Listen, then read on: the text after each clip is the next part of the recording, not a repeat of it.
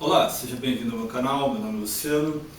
Se você não me conhece ainda, esse aqui é o meu canal sobre artes marciais. Eu falo sobre vários temas, mas eu sou praticante de Bujinkan Budo Taijutsu, que é um sistema de artes marciais que engloba artes marciais japonesas. Entre essas artes marciais existem algumas artes que são de origem samurai e outras artes que são de origem ninja, são artes ninjas de verdade, ninjutsu, né? Provavelmente vocês já conhecem um vídeo bem famoso aqui no YouTube, que é o verdadeiro ninjutsu, foi gravado pelo Marcos Lima, do canal Caminho do Guerreiro, que eu conheço ele pessoalmente. Eu cheguei a gravar um vídeo resposta corrigindo alguns erros que o Marcos disse no vídeo dele, mas eu não fiz um vídeo explicando o que é o verdadeiro ninjutsu. Então hoje eu vou estar passando aqui para vocês de forma mais precisa possível e mais ampla também o que é de verdade o verdadeiro ninjutsu, né? Outra informação importante também é que existem várias armas que algumas pessoas associam ao ninja, mas que na realidade não tiveram contato nenhum com o ninja e não fazem parte do ninjutsu. Entre elas estão o nunchaku, que é uma arma que era encontrada na China, nas Filipinas e talvez até em Okinawa, mas não nas ilhas principais do Japão. É uma arma que não teve contato nem com os samurais nem com os ninjas.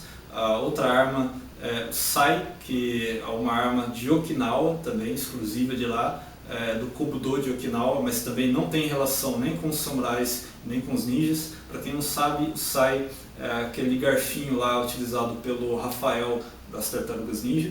Bom, e a terceira arma é a tonfa, que também é uma outra arma de Okinawa também, que algumas pessoas associam com o ninjutsu, mas também é do Kobudo de Okinawa, não tem ligação direta nenhuma com o ninjutsu nem com os samurais. A respeito de como os ninjas se vestiam, esse kimono, por exemplo, esse dogi, que é o termo correto, essa aqui é uma versão preta do dogi do judô, né? Que foi uma solução muito interessante criada pelo Jigoro Kano no judô, que acabou se estendendo para outras artes marciais, e as escolas de ninjutsu adotaram o dogi no padrão preto também como uniforme de treino, né? Mas as roupas que eram empregadas pelos ninjas no passado eram roupas comuns da época, eram os mesmos tecidos que se utilizavam no dia a dia. Provavelmente se escolheria um tecido com uma cor não tão chamativa, né? Mais discreta, mas ainda assim eram roupas e tecidos comuns da sociedade do Japão. Da mesma forma como a roupa do samurai também era sua roupa do dia a dia, né? Bom, não existia uma roupa tática empregada nem pelo ninja nem pelo samurai.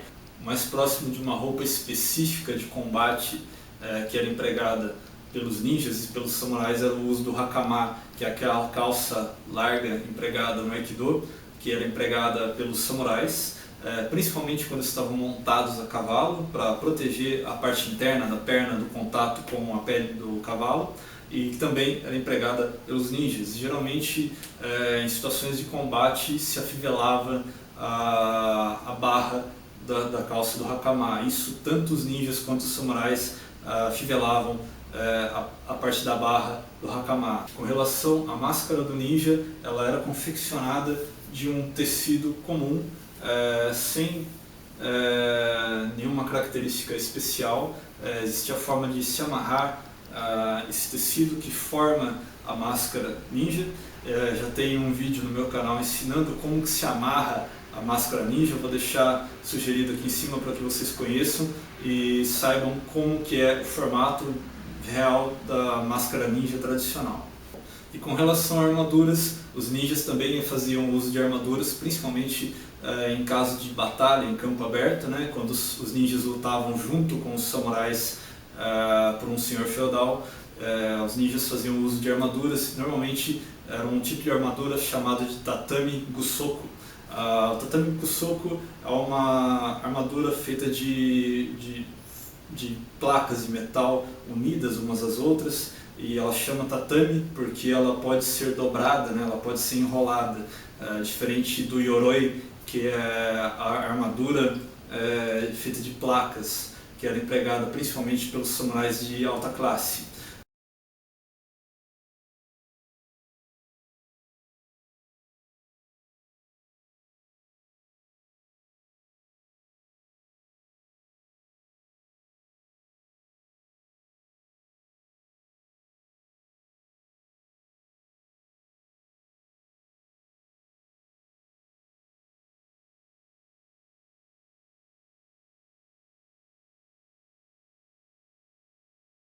Mas o tatami Bushoku não era a armadura específica apenas dos ninjas. Essa armadura também era muito empregada pelos samurais, porque era uma armadura de estrutura muito simples, que não demandava placas maiores de metal, então ela era de fabricação mais fácil, ela era mais leve, em compensação ela não tinha o mesmo nível de proteção de uma armadura de um samurai de alta classe, né? Então alguns ninjas faziam uso de armaduras muito similares às armaduras empregadas por alguns Ashigaru daquele período. Antes de mais nada, futuramente eu vou gravar um outro vídeo aqui no meu canal falando apenas sobre bibliografia, que bastante gente tem perguntado aí a respeito de bibliografia, de onde eu tiro as informações que eu passo aqui no meu canal. Então eu vou estar dando referências de onde se retirar informações a respeito da prática de artes marciais, tanto dos samurais quanto dos ninjas e de outros guerreiros do Japão antigo, para que vocês possam saber de onde eu tiro essas informações também. E para gravar este vídeo aqui, eu vou estar utilizando como auxílio um livro escrito pelo Shihan Christian Petrocello, que é um Shihan, é um mestre da Bujinkan, o livro Ninpo e Budo. Eu vou estar usando esse livro aqui porque ele tem uma lista aqui das práticas que eram utilizadas pelos ninjas no passado, e depois eu vou estar comentando aqui cada tópico para explicar para vocês do que se tratam esses tópicos e vocês saberem exatamente do que se trata o ninjutsu. E antes de mais nada eu gostaria de dizer também o que não é ninjutsu. Muitas pessoas acham que o ninjutsu é uma mistura de outras artes marciais. Se pega um pouco de judô, um pouco de taekwondo, um pouco de karatê, um pouco de kenjutsu e tal, junta tudo, veste um kimono preto e virou ninja. Não, não é isso. O ninjutsu é uma arte marcial com sua identidade própria, que surgiu no Japão, dentro de um círculo de guerreiros de uma determinada região, né? Depois eu vou estar gravando outro vídeo também a respeito desse povo, né? Quem que criou o ninjutsu realmente, onde foi criado, e existe um período na história em que a arte criou a sua identidade, né? A arte não morreu, ela permanece até hoje, ela agrega elementos novos, mas o ninjutsu clássico é muito bem definido e é dele que a gente vai tratar nesse vídeo. Bom, quando se fala de ninjutsu, existem uma lista de práticas no ninjutsu chamados ninjutsu juhakei, né, que significam as 18 habilidades do ninjutsu, né? Então vamos enumerar aqui essas práticas. Eu vou estar enumerando elas e dizendo o nome delas em japonês, vou colocar a legenda em português aqui para que vocês saibam do que se trata cada tópico. Primeiro, Seishin Teki Kyoyo.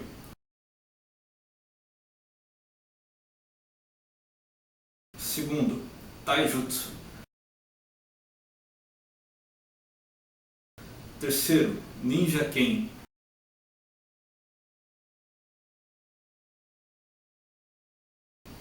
Quarto, Bojutsu.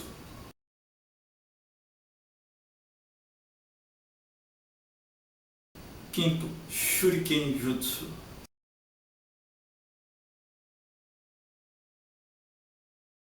Sexto, Sojutsu.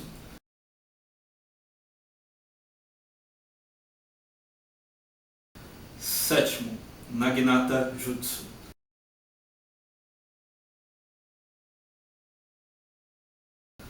Oitavo, Kusarigama.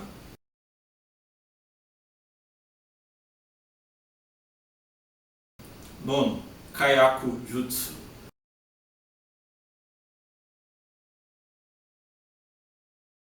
10º, Renso Jutsu.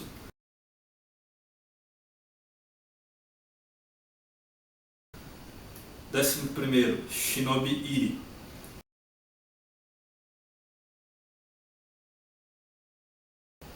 12º, Bajutsu.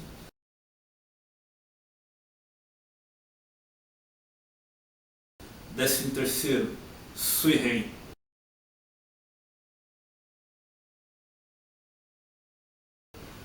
14º, Bo-Ryaku.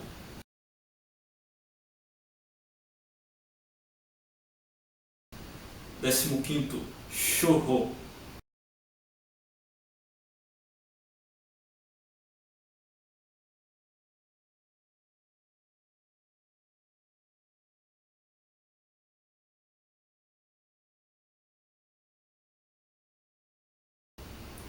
16º, Inton Jutsu.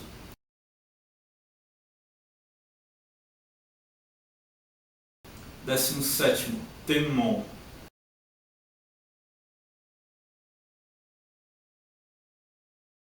18º, Chi-On.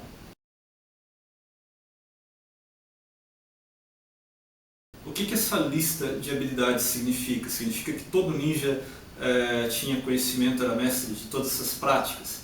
Não, significa que dentro da história, caso você venha a pegar um indivíduo daquele clã que era considerado um clã de ninjas, muito provavelmente ele era versado em várias dessas modalidades que são classificadas dentro do ninjutsu, né? E provavelmente ele tinha uma noção de cada uma, ou ele era muito bom em uma dessas práticas, né? E vamos lá. A primeira, Seishin Teki Kyoyu, é o refinamento espiritual, né? São práticas espirituais que faziam parte da vida dos ninjas no Japão. Eles tinham religião, eles tinham preceitos morais que eram carregados ao longo da vida e que eram aprendidos desde a infância, né?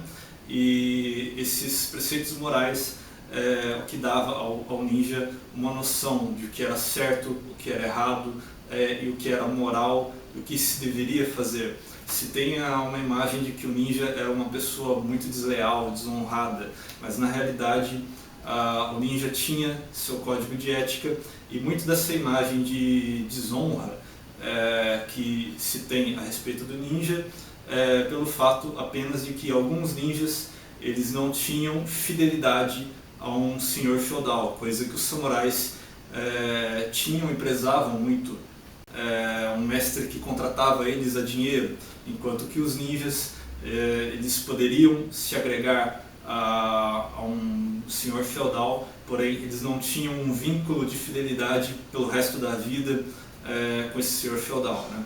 Eles apenas se filiavam àqueles senhores da guerra que se alinhavam com os interesses do clã ao que o ninja pertencia. Bom, segundo, Taijutsu, combate corpo a corpo. Então, quando se fala de Taijutsu, se fala de todas as técnicas de combate que empregam o corpo, né? Então, todas as formas de socar, chutar, estrangulamentos, projeções, quedas, todas as técnicas que usam o corpo como arma realmente fazem parte do Taijutsu. Então, por isso que é muito comum que até hoje a maior parte da prática dos praticantes de ninjutsu hoje em dia se resume a técnicas corpo a corpo. Se pratica as armas também, porém as armas hoje em dia elas não são mais empregadas realmente no mundo atual. Então hoje em dia se dá muito mais ênfase à parte do combate corpo a corpo, pois as armas do mundo moderno são diferentes, mas o corpo humano ainda é o mesmo, e as técnicas de combate corpo a corpo que eram empregadas no passado funcionam muito bem até hoje em dia. Terceiro, Ninja Ken. Ninja Ken ou Shinobi Ken se trata do manejo de espadas. É muito importante salientar que aquela espada reta que o pessoal conhece como Ninjato é uma espada que nunca existiu na história. Aquela espada foi criada por filmes americanos. As espadas empregadas pelos ninjas eram espadas próprias do Japão. Então, quando se fala de Ninja Ken, se está se falando da katana e da wakizashi e até mesmo da tanto, que é a adaga que era empregada no Japão. E a principal diferença entre a Ninja Ken, né, o método de espada dos ninjas, e o Kenjutsu, que é o método de espada dos samurais, é a forma como o ninja empregava essas espadas, né? Então é a mesma espada utilizada de uma maneira diferente, aplicada à filosofia do ninjutsu, né? Quarto, Bojutsu. Bojutsu se trata do manejo de bastões. Então se fala de bastões, o principal normalmente é o bastão de 1,80 m, o Rokushakubo, que é o bastão de 6 shaku, né, que é uma medida de 30 centímetros. Esse era o padrão de bastão no Japão. Ele poderia ter várias modificações, variações, que incluíam a adição de peças de metal para reforçar o bastão e transformá-lo em uma arma mais eficiente, e até mesmo bastões com medidas diferentes, como por exemplo o Jo, né, que se trata de um bastão ligeiramente mais curto, com 1,20 m de comprimento, ou até mesmo outros bastões de guerra, como por exemplo o Kanabo, que é um bastão mais pesado, que era empregado contra adversários que estavam protegidos por armadura, né? Quinto, Shuriken Jutsu. Shuriken Jutsu é o arremesso de lâminas, né? E dentro disso se emprega tanto shurikens como este modelo que se chama O Shuriken, que geralmente era feito com peças metálicas retiradas de uma ferramenta agrícola para separar os grãos de arroz. Bom, e também o arremesso de outras lâminas achatadas, conhecidas como shaken, que são essas shurikens com formato de estrela, que poderiam ter vários formatos de acordo com o tipo de clã que estava utilizando esse tipo de shuriken. E um dos principais motivos para a variação desse formato da estrela é a origem do metal que era empregado nesses shurikens. Em muitos casos, esse tipo de shuriken era feito a partir de peças metálicas de adornos que eram retiradas muitas vezes de templos do Japão, né? Então eram objetos comuns que eram modificados para serem empregados como armas.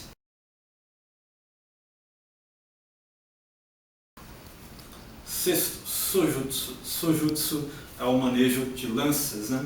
A lança mais comum do Japão é bem semelhante a um bastão com uma lâmina na ponta. Porém, também haviam diferentes tipos de lança que poderiam ter comprimentos de lâmina diferente, de bastão diferente também, ou até mesmo a adição de outras lâminas, como por exemplo a Kamayari, que seria uma lança com uma lâmina em foice na lateral, que poderia vir tanto para cima quanto para baixo, e poderiam haver lanças até mesmo com essas lâminas, com essas foices nas duas laterais.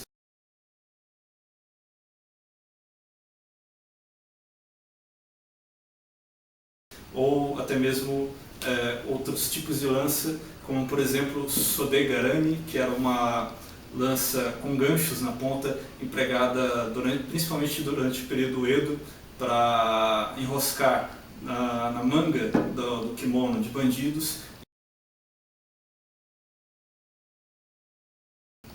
E também outra arma conhecida como Sazumata, que era muito semelhante a uma lança, porém ao invés da ponta convencional, ela teria um gancho de proporções um pouco grandes, que também seria utilizado para controlar um adversário à distância e assim em grupo dominá-lo e capturá-lo.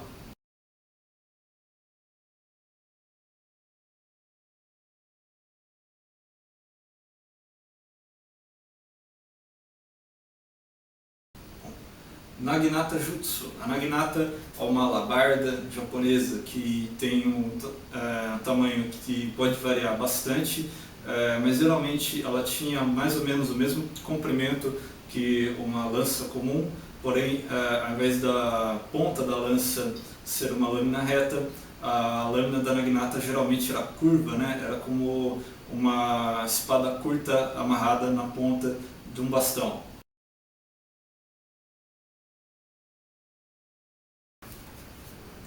Oitavo, Kusarigama. Kusarigama é uma arma japonesa também composta por uma foice ligada a uma corrente e na outra extremidade a um peso, né? Kusarigama é uma arma que engloba vários elementos. Então, dentro do Kusarigama existe o kama, que é a foice, o kusari, que é a corrente, e o fundo, que é o peso realmente, né? Como o Kusarigama engloba o manejo de uma lâmina junto a uma corrente e um peso, dentro de Kusarigama Jutsu também se engloba o manejo de armas que possuem similaridades, como por exemplo o Kyoketsu Shogi, que era uma arma que era empregada apenas pelos ninjas, que aqui no caso é uma versão de treino, né?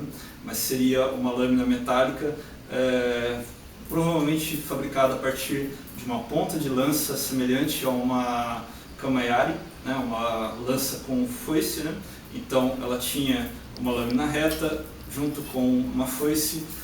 Geralmente no lugar da corrente se empregava uma corda feita de cabelo humano ou então de crina de cavalo, e na ponta existia um aro metálico, né? Aqui no caso é um aro de borracha, porque isso aqui é uma arma para treino.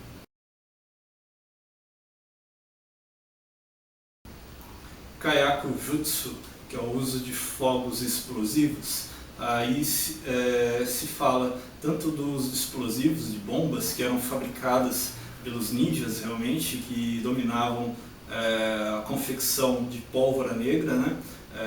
Que sabiam como produzir a pólvora, como também o uso de fogo como arma de ataque ou de defesa, como por exemplo em situações de estratégia, onde se estava enfrentando o adversário no campo de batalha e a vegetação estivesse seca, né? Se poderia atear fogo a essa vegetação e a direção do vento contra o inimigo levaria esse fogo contra o inimigo, né? Utilizando o fogo como arma realmente. Isso é Kaiaku Jutsu. E dentro de Kaiaku Jutsu também se engloba o manejo das armas de fogo que chegaram ao Japão e também outras armas de fogo que existiam no Japão antes da chegada dos portugueses, incluindo aí alguns canhões de madeira que eram empregados pelos ninjas.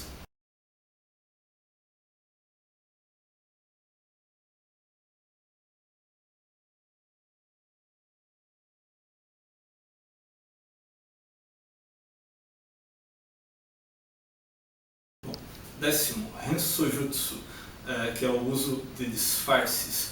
Dentro de Rensojutsu existem 7 formas de disfarces que eram muito empregadas pelos ninjas no Japão antigamente, que incluíam músicos, médicos que vendiam medicamentos pelas estradas, samurais e até mesmo monges que peregrinavam pelo Japão, que eram disfarces muito comuns dentro do Japão naquele período. E além desses disfarces, também era comum que houvessem técnicas para se alterar a fisionomia do indivíduo para que fosse mais fácil para ele assumir a identidade que ele estava tentando empregar para passar despercebido por uma região. Como formas de parecer doente, parecer mais velho, parecer mais novo, o uso de sobrancelhas, bigodes, barbas postiças, formas de encenar uma doença, mancar, por exemplo, como se passar por uma pessoa ferida, machucada ou doente, de forma que o disfarce fosse mais eficiente. 11º, Shinobi-iri. Shinobi-iri são formas de movimentação dos ninjas, que incluem aí formas de escalada, corrida, e formas de movimentação em geral, que incluem também as formas de caminhar silenciosamente, sem fazer barulho, e também de forma que, caso o indivíduo deixe pegadas, essas pegadas vão confundir um indivíduo que venha se deparar com essas pegadas, de forma que ele não saiba se você foi em uma direção ou na outra.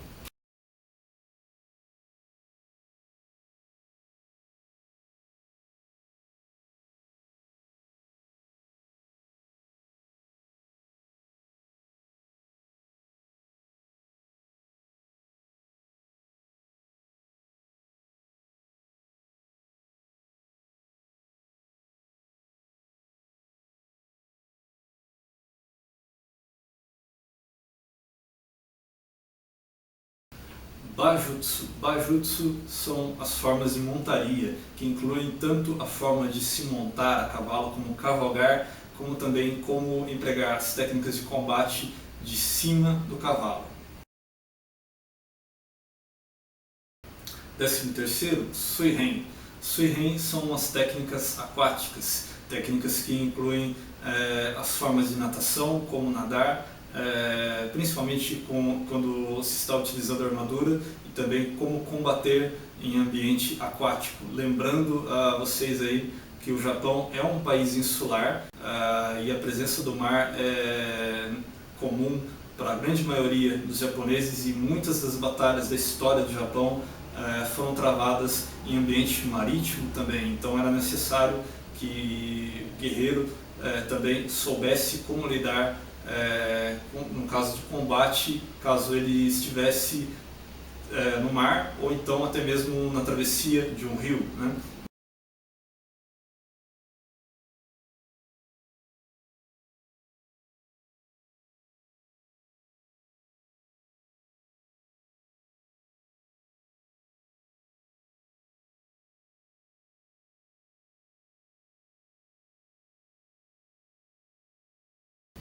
Décimo quarto, Boryaku. Boryaku são as formas de estratégia, como fazer com que um grupo de pessoas haja como uma unidade, como fazer com que esta unidade se comporte de maneira adequada em um campo de batalha, como se movimentar, como acessar um local, como utilizar a geografia ao seu favor como forma de se proteger e também como forma de atacar o inimigo, né? As formas de estratégia realmente de campo de batalha.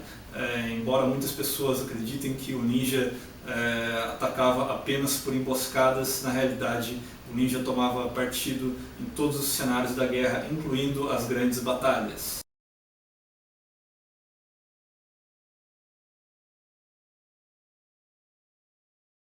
15º, Chōhō. Chōhō se refere às técnicas de espionagem, as formas de coleta e transmissão de informação. E este é um aspecto que era muito importante no Japão antigamente, tanto para se saber a respeito do campo de batalha, quem era o seu inimigo, quantos eram, onde estavam, quais eram as armas, quais eram as estratégias de ataque do seu inimigo, como também como meio de se manter a paz, né?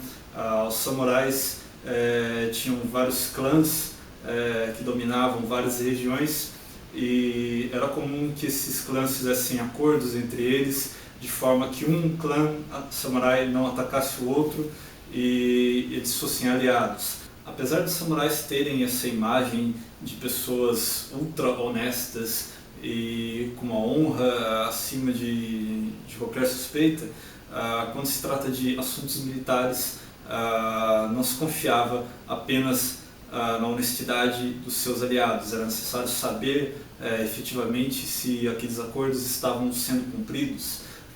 Então era necessário que os samurais tivessem uma pessoa que não fosse ligada diretamente a ele, mas que fosse de confiança, estivesse no campo daquele outro general, daquele outro senhor feudal, e estivesse relatando de forma constante quais eram as movimentações, quais eram as atitudes, quem entrava, quem saía, o dia a dia, para que aquele general, aquele senhor feudal tivesse uma ideia clara do comprometimento dos seus aliados. Então a espionagem era um fator muito importante no Japão feudal. 16º, Inton Jutsu, que são as técnicas de escape e de ocultação. Então são técnicas de como perder contato com o inimigo, seja durante uma batalha ou durante uma luta corpo a corpo, como evitar a técnica do seu adversário, se evadir e como se esconder na natureza. Então nessa parte de Inton Jutsu também existem as técnicas de Gotompo, que são as 5 formas de utilizar os elementos da natureza ao seu redor para se esconder, né, para se ocultar na natureza. Essas são as formas de Inton Jutsu.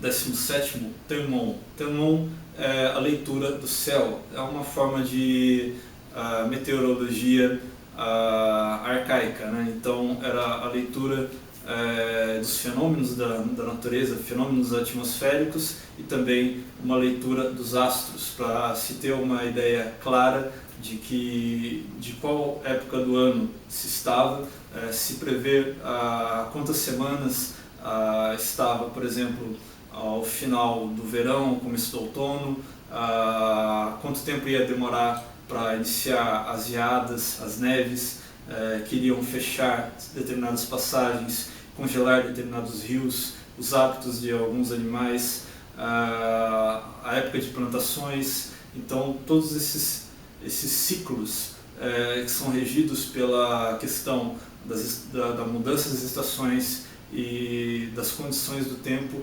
eram estudadas dentro de Tenmon, né? E dessa forma, através de registros e do conhecimento de como a natureza se comporta em determinada estação do ano, era possível até mesmo se prever a ocorrência de nevoeiros em determinadas regiões, ou até mesmo ventos fortes, secas, elementos que poderiam ser utilizados pelos ninjas a seu favor durante uma movimentação ou até mesmo durante uma batalha.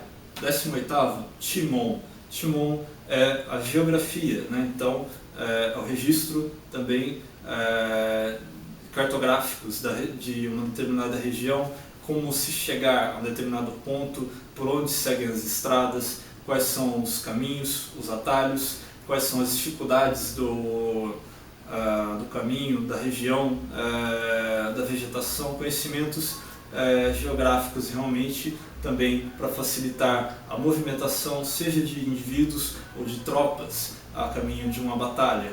Então todos esses elementos também eram muito importantes na parte da logística, tanto das operações envolvendo poucos indivíduos, como nas movimentações de grandes exércitos. Então estas são as 18 disciplinas do ninjutsu, são conhecidas como Ninja Ju-Hakei.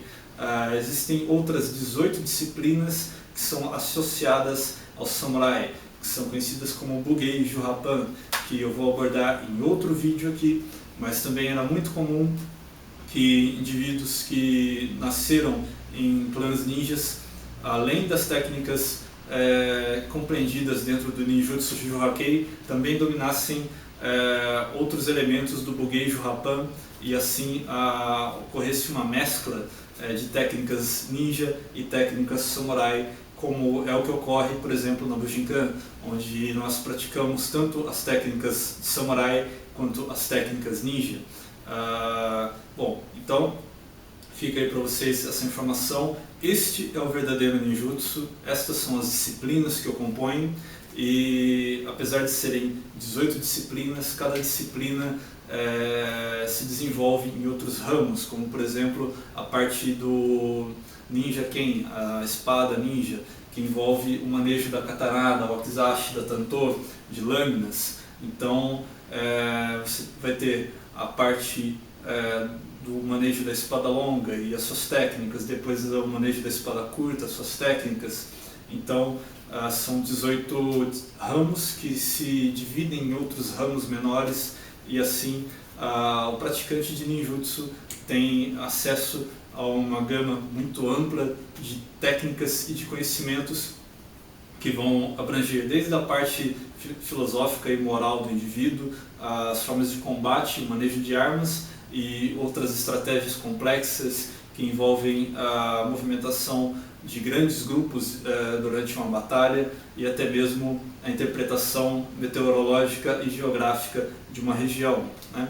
Então, o ninjutsu ele é um conhecimento muito grande que vai muito além de apenas as técnicas de combate. O ninjutsu é uma ciência, realmente uma ciência de vida. E existem poucas escolas no mundo que mantêm preservadas esse conhecimento do verdadeiro ninjutsu. No caso aqui do Brasil, existem duas escolas que possuem esse vínculo com o ninjutsu verdadeiro do Japão, do passado, dos clãs de ninjas realmente. São elas a Bujinkan, que é a organização mais conhecida no mundo todo, e a outra é a Genbukan, que possui poucos indivíduos aqui no Brasil, mas é uma escola que tem um currículo muito similar ao da Bujinkan, que inclusive trabalha muitas linhagens que também estão presentes na Bujinkan. Então, caso você tenha interesse, queira conhecer e praticar realmente ninjutsu de verdade aqui no Brasil, procure um dojo da Bujinkan ou então algum dojo da Genbukan na sua região. Entre em contato, que provavelmente você vai poder desfrutar desta arte marcial que tem tanta história e tem tanto conhecimento para oferecer. Muito bem, pessoal, então fica aí para vocês essas informações. Este é o verdadeiro ninjutsu, são as disciplinas que o compõem, é a sua verdadeira natureza.